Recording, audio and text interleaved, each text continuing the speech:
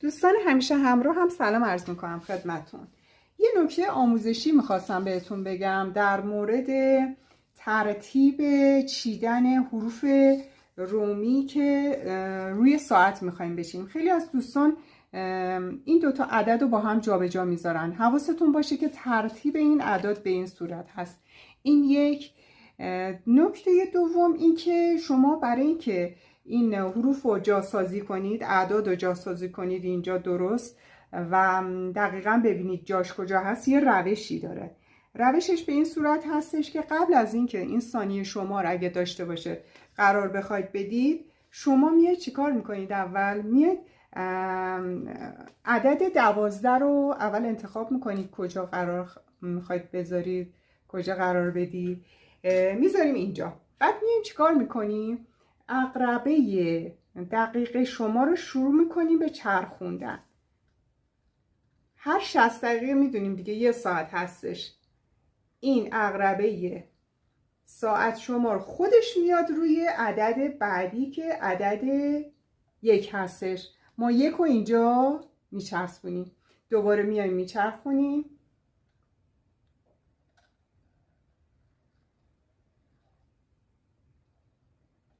عدد 2 اینجا قرار میگیره،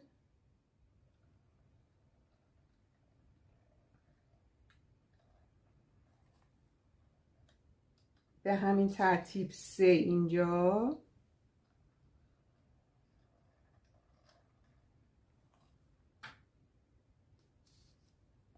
4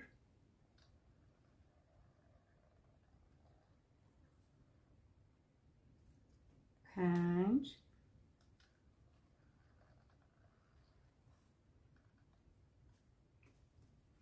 6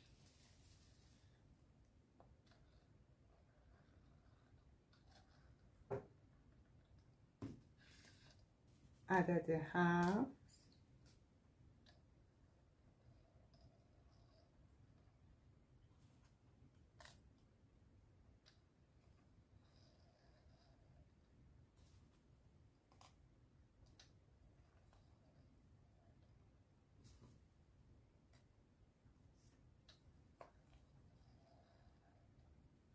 و اینم عدد 11. بعد از اینکه جاگذاری کردیم کامل با چسب 1 2 3 میچسبونیم. در نهایت عقربه ثانیه شمارمون رو میذاریم.